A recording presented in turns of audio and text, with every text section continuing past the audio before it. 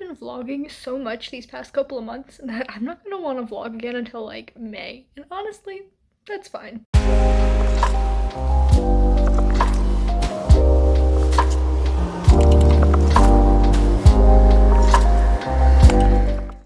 Hello everybody, my name is Danny and welcome back to my channel.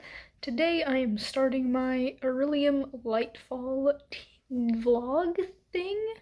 So basically, G over the channel Book Roast runs this like several times a year readathon called Orilium, and it's really cool. There's a very loud motorcycle going by. Basically this time around there's a like week and a half long version called Lightfall, and it's based on like this little shopping district that she created, and it's super cute, and it's running from December 9th to the 18th, and today is the 8th. But I'm justifying that I'm starting early because it is 7:30 p.m. right now, which means it's past midnight in the UK, where I'm pretty sure G lives. She's somewhere in Europe. I think it's the UK. So like it's the 9th over there. So I'm counting it. But yeah, I have 5 books that I'm hoping to read in these, 9 or 10 days. So we'll see how it goes. I'm also concurrently filming my vlog for my own readathon that I'm hosting, the Nine Eyes of Lucian themed readathon. There's gonna be links to everything down in the description in case you missed it. And some of the books from here overlap with that, and also overlap with my general December SkiBR TBR. So I'm going to show you the books that I plan on reading and tell you what everything is for. So I have these 5 books, and these top 3 are my priority, and then these 2 are, if I get to it and like have time, I would love to read them. So In a Cottage in a Wood and The Silver Tracks are both on my SkiBR TBR, and then The Silver Tracks and The 13th Tale are both on my Nine Eyes-a-thon TBR. So like I really have to read these. And then these 2 aren't on either of those, but they do fit the 2 remaining prompts for Orilium, and one of the videos I'll link down below is my explanation of why I put these books for the different prompts. And yeah, so I think I'm going to start with Reckless, The Silver Tracks. I did put a poll up on my Instagram yesterday that was a couple of emojis. I put a book stack emoji for this one, a fox emoji for this one, and a little cottage emoji for this one, and said pick a book for me to read just based on these emojis. And last I checked, which granted was a few hours ago, this one was winning by a landslide, so I'm pretty sure it's still winning. And I'm so excited to get to this. This is one of my most anticipated reads of the year, and for that reason I've also kind of been dreading it, because like what if I don't like it? But obviously I'm gonna like it. It's by my favorite author. It's one of my favorite series of all time. And like, I'm gonna love it. So I'm gonna put these down now because it's starting to hurt my arm. But that's my plan. I haven't really had the best day today, so I think a couple hours of reading tonight is definitely gonna help me out. So I'm gonna crack into my first book for the Orilium readathon, but first I'm gonna update my other vlog and then I'll get to reading. Okay, so I just filmed 2 videos, so I figured my stuff is set up. Let me film a vlog update. So I am reading Silver Tracks. Like I said, yesterday I read about 84 pages. Yes, so I'm 11 chapters in. It's like almost a quarter of the book, and I'm absolutely loving it. So this takes place in fantasy Japan, which I'm like cautiously optimistic about because I love fantasy Japan as like a setting in fantasy books, but I'm apprehensive about white authors writing that sort of setting because I've never seen it be like outright offensive, which I'm sure it's out there. I just haven't read those books. But like, for example, Ranger's Apprentice. The 10th book in that series takes place in fantasy Japan, and it's not like offensive, but it comes across kind of like weeby, if you know what that means. It's like a little bit cringe. And like, this doesn't have those same vibes, but like I'm cautiously optimistic that it'll be like a really good setting, and I'm enjoying it so far. But I don't think I'm far enough into the story to give like a real opinion. So I just wanted to give you a little update on where I'm at with this. I am planning on finishing it by tomorrow because I'm giving myself 2 days for each book. That's how you read 5 books in 10 days. And we'll see if I get through it. I do most of my reading at night, so I'm probably gonna get through another 100 or so pages tonight and then read the rest tomorrow, maybe? We'll see. Hello, friends. It is Saturday the 10th? The 10th. And it's like 8:15 p.m. and I just hit 2/3 of the way through the Silver Tracks, so it's not looking likely that I'll finish it tonight because I still have like 120 pages left. But I mean, I might. I have other stuff I want to do tonight, but who knows, maybe I'll stay up late reading to finish this.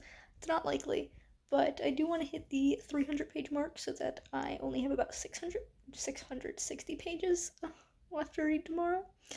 And I love this book. I'm having a great time. It just has like a couple of very particular tropes that I'm really not a fan of, like some of my least favorite tropes.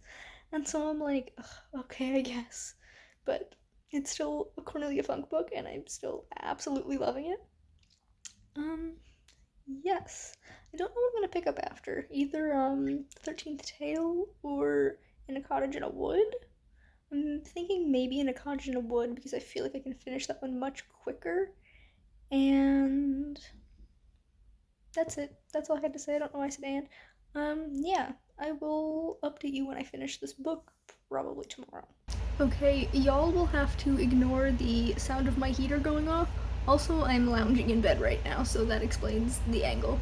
I just got to page 299 of the Silver Tracks, because that's where the chapter ended. That's why I didn't go to page 300, because that's a new chapter. I got some thoughts. First of all, we've been introduced to our first canonically queer character in this series. As far as I can remember, I don't think anyone else has been queer. I feel like I would have noticed that. But we have a gay man, and of course he has a tragic backstory, because why can't queer people be happy? Yeah, so we've been introduced to that. Well, we were introduced to him in like the beginning of the book, but freaking 290 pages in, we learned he's queer. I guess. Something else I was gonna talk about. Dang it, now I can't remember what it was. I don't know. I guess that's my only update, because I really can't remember what I was going to say. Okay, yeah, I guess that's my update then. I'll see you probably not until I finish this book. Bye. Hello, friends. It is just after 3 on the 11th. If you see me looking over, that was me checking the time and date, because I can't keep track of anything. I have finished the Silver Tracks, and I already put it on my shelf like an idiot, so I can't hold it up to talk about it. But I will talk about it. I have given this a 7 out of 10. I still really, really liked it, but it's definitely like my least favorite Cornelia Funk book, which is so sad. I want to give all of her books 10 out of 10s. She's like one of my favorite authors. But yeah, this one just wasn't for me. There were some tropes that are like not really my thing. And at the risk of spoiling, I will just say that one of the tropes. I didn't realize my cat was in the room with me, and then she just started moving around and scared me. Oh, okay. Like the main trope in this book, like a big focus of it, is that one of the characters is pregnant, and I hate pregnancy in books.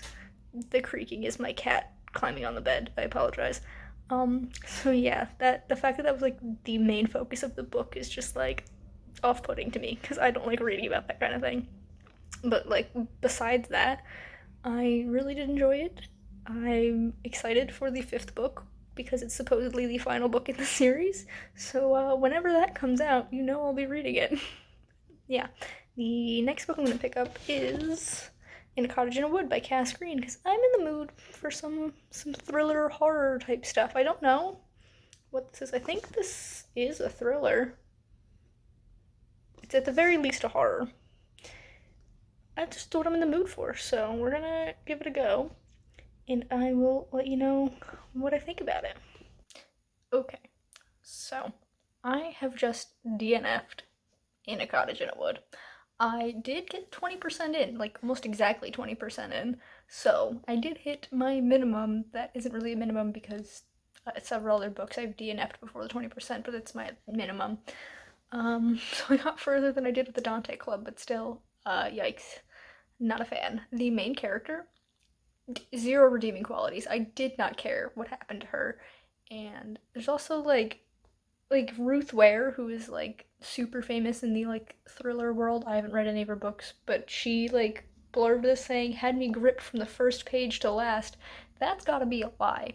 Because honestly, you could cut the first two chapters, or like 90% of the first two chapters, and it would have been better. Like, okay, I didn't care about this character at all, and like at the point where I read, it was like the inciting incident had happened, and I still didn't care. So I'm like, I'm not gonna read a book that I find boring, so DNFing it. And I read some reviews, and they said there were some like good reviews and some not so good reviews, and both of the good reviews and the bad reviews, what they said didn't make me want to read it. So I'm like, yeah, no. So that means I will be picking up the 13th Tale, which I don't have high hopes for, and honestly, I feel like I'm gonna DNF this one too. Yikes. Yeah. I was so excited to read this when I bought it 2 years ago because of the hype of Jen's bookshelf and a couple other people who had read it really loving it, and I thought I would too, but like I've looked at it and I've read the first like page and it's just not gripping me. I'm not really a historical fiction kind of gal. We'll see. I hope I don't DNF it. I don't want to DNF a third book this month, but like, if it happens, it happens. Just not off to a good reading month. Like, DNFing books left and right. My favorite author's book was disappointing to me. It's just not been a good time. It's fine. I got to choose you guys in 18 to look forward to, and I know I'm gonna love that so much. Yeah, so I'm gonna start this tomorrow and hopefully not hate it. Alright, friends, today is the 12th, and I have read the first two chapters of the 13th Tale, and it's surprising me. It's okay. If you don't like books where there's like not quite flashbacks, but like nuggets of stories and backstory like thrown in there, you wouldn't like this book, because in this first two chapters it was almost entirely just the main character remembering things. But I mean, I don't hate it. It's not usually my style, but I think it works. The vibes are really good. This is a very autumnal book. I think the perfect time to read it would be either like late September or like early November. October I keep reserved for like spooky books, and this doesn't feel like a spooky book, so I would say late September or early November. But if you're not a fan of spooky books, it would work for October too. It was very unexpected to learn something about the main character. A little bit of a spoiler, but it's in chapter 2, so like it's also not like a main spoiler. Like, I don't think it's huge, but we find out that the main character was born a twin, but that her twin died very young, and she didn't know that she had this twin until she was 10. So I didn't know we were getting twins in this, or at least a twin. Yeah, if you didn't know, I am a twin. I love reading about twins, so it was very interesting to see that. And, yeah. I feel like even if I love this book, I'm not gonna keep it, because this feels so much like a book my mother would love, so I think I might give her this copy for Christmas. I mean, I have another gift for her. I'm not just, like, throwing things together last minute. I mean, I am a little bit, but, like, I don't know. I feel like she would enjoy this book, so after I read it, I'm gonna probably pass it on to her. Yeah, I'm only 2 chapters in. There's like 50 chapters, I think. They're not numbered, but I'm listening to the audiobook on Scribd along with reading it, and I really like the narrator's voice. There's 2 narrators, but I haven't gotten to the second one yet because it's 2 different characters and we're still in the first characters section. But yes, I'm very much enjoying the audiobook. and I'm gonna keep reading this. There's 400 pages, which is a lot longer than most books that I've been reading lately. I feel like I've been going through a bunch of short books, and so it's gonna take me longer to read this, and I'm gonna feel frustrated about not finishing it sooner because I've been finishing other books very quickly. But it happens. I just have to retrain my brain to read longer books.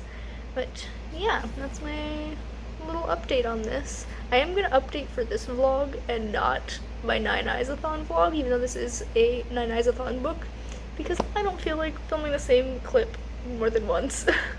So yeah, that's how I'm feeling about this so far. Hello friends, I apologize for the heater going on in the background. It's cold. I've been cozied up in my chair, my blanket, reading for a couple of hours. It's about 5 p.m. now on the 13th. And like I said, I've been reading for a couple hours. I've finished part 1. There's 4 parts in this book, and I just got to the end of the first part. And I am conflicted. There's so much about this that I should love, but there's like something keeping this from being like wowing to me, you know? So like, it's, first of all, it's gothic. I love gothic novels. If you didn't know, it's my second favorite genre, I guess. Gothic's more of like a tone than a genre, really, but like, semantics. Fantasy is my favorite, but gothic novels, I love them so much, and that's what this is. And it's so good in that regard. And it's also about twins, which I love books about twins, but like, something about the way the twins are done in this just isn't rubbing me the right way. Like, it's a little bit off. It reminds me of the book called Twins by Carolyn B. Cooney, which is a book that I think I only got rid of it like maybe a year or two ago. Like, I had it for a long time. It was a book that I had as a kid. I think I got it like a Scholastic book fair, but it's about twins where one of them dies. And if you know me, you know that I'm not a fan of that trope in general. Like, it's not my favorite, but like, I'll read it. It's not like this book. This book, it's not like one, well, okay, I won't say that because of spoilers. This book came out in like 2006. You can find it online if you really want to know the details of the twin tropes in this book. But, I don't know, something about it is just not quite right to me.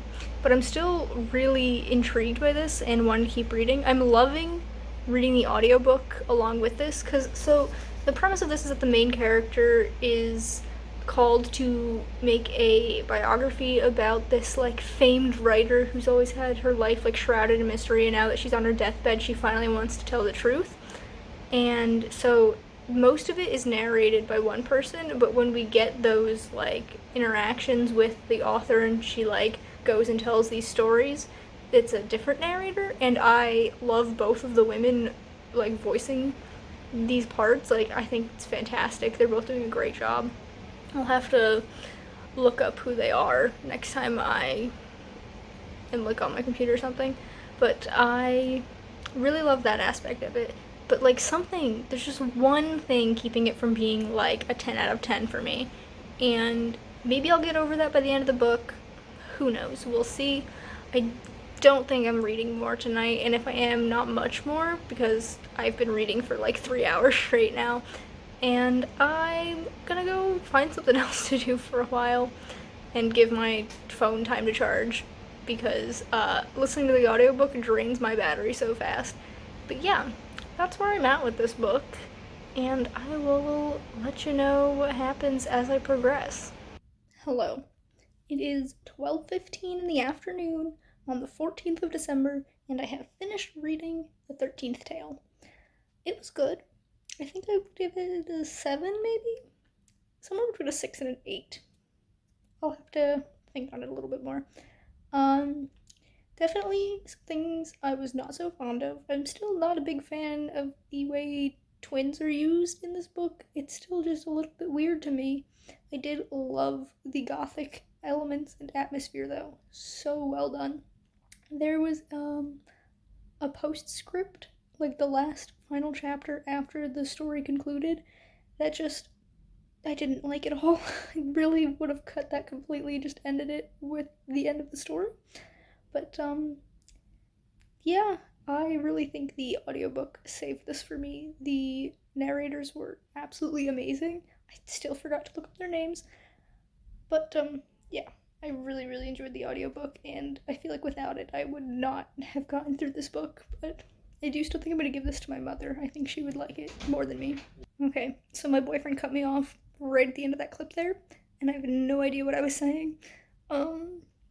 I guess that's it then. I finished this book. I have 2 more to read for this readathon, and I don't know which one I'm going to pick up next. I have The Haunted by Danielle Vega, which is a ghost story horror book mystery thriller thing. It's the first in a duology. And then I have Dealing in Dreams by Lilian Rivera, which is a queer sci-fi standalone. I'm kind of tempted to go with The Haunted just because it's shorter, but I don't know. I will think on it and get back to you later. Hello, friends. It is still the 14th, and it's about 5 o'clock, so I'm just waiting for the Nine Eyes of Lucian book chat that will be going on today. And in the meantime, I've been reading, you can't see because I took off the dust jacket, this is Dealing in Dreams by Lilian Rivera. I showed the 2 books I have left to my boyfriend and said pick one, and he said that one's got a cool cover. I think I'm gonna DNF it. I'm at page 65, which is exactly the 20% mark, which is the minimum that I give myself for DNFing. And, like, I'm just really not vibing with it. I've looked at the Goodreads reviews, and a majority of the reviews are 3 stars, but there are still some 4 and 5 stars, definitely more than there are 1 and 2 stars. I just don't think this is for me. I'm a little bit uncomfortable with some of the stuff that's going on, and I just don't really want to keep reading. I'm gonna give it 1 more chapter, because this one that I just finished did end on a bit of a cliffhanger that has me intrigued, but if this next chapter doesn't really suck me in, that's it for me. And I'm really sad about that, because that'll be the 3rd book I've DNF'd this month, I think. Yeah. Well, you can't have good reading months every single time. Sometimes you're gonna have duds, and this seems to be one of those months. Okay, so Lucian book chat has happened. Grocery shopping has happened. Dinner has happened. Then I read 1 more chapter of this book just to be like, you know what? If this chapter wows me, I'll continue it on. It didn't. I'm DNFing this book at page 78. That's 24% in. I'm done. This is just not the book for me. It's just not. This is nothing I want. So that sucks. That's another DNF, but I guess tomorrow I'll start reading The Haunted by Danielle Vega and hope I like it. Maybe tonight. It's 8:50. We'll see. I don't know if I'm gonna stay up late tonight. I feel like I've stayed up late the past couple of nights. But I don't know. I'll update you at some point. Hello, friends. It is just a bit before 5 p.m. on the 15th, and I have finished reading The Haunted by Danielle Vega. I really hate this cover. Wow. I read it all in 1 day, not in 1 sitting. I read it in 50-page chunks because there's 250 pages, 252. Yeah. I think I'm gonna give this a 6. It wasn't great. I was very rushed. I feel like this could have had like 50 more pages, not of like action and stuff, but of character development and relationship development. That would have been fantastic, because things go so fast, 0 to 100, people saying I love you when they've known each other for 2 weeks, which, like, to each their own, just did not seem realistic to me. But I did really like the atmosphere, and I guess I'm gonna try and find the sequel. Maybe it's on like Book Outlet or something, and if it is for less than $2, I might get it. And so I'm not gonna get rid of this yet, but unless the sequel like wows me like 10 out of 10, I'm probably not gonna keep it. And also, if I can't get a hold of the sequel in the next like 6 months, I'll just unhaul this. It's not that interesting. Also, this very easily could have been a standalone, and then there was a 2-page epilogue leading to a sequel, so Love that. Just make things standalones. Not everything has to be part of a series. But it is just a duology. So, I don't even know what the second one is called. Does it say it in here? Oh gosh, I'm gonna drop this. I don't think it does. It's probably the blank to go with the haunted. But, yeah, so that was this. Fun fact, Danielle Vega used to follow me on Instagram. It was years ago when I first created Instagram, and so it was like 2015-ish, and I think I like entered an Instagram giveaway for one of her books, and I guess she just like followed everyone who entered the giveaway because she followed me for a little bit of time, and then I just never read any of her books. I didn't win the giveaway, and I never found them in stores or anything. Like I found this one at the dollar store, and that's why I bought it.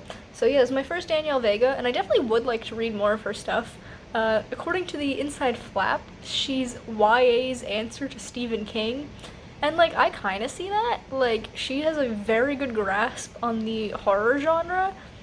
It's just, like, the characters weren't fully fleshed out, in my opinion. And, like, the timeline is super duper fast. So, like, I would have liked it to breathe a little bit more, you know? But yeah, 6 out of 10. It was good, not fantastic. But that was the last book for this readathon.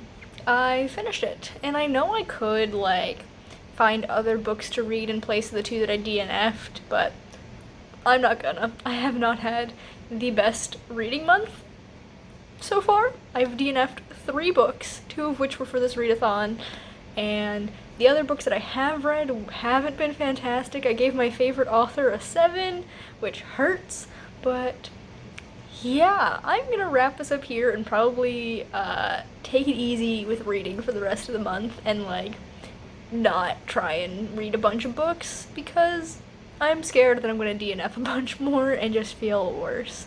So we're gonna chill out, not stress yourselves out with reading for the next 2 weeks, and then get a clean slate in January. But that is neither here nor there. That is the end of this video, the end of this vlog. If you enjoyed it, please be sure to give it a big thumbs up. You can subscribe to my channel for more content, and that way I will see you in the next one. Goodbye, guys.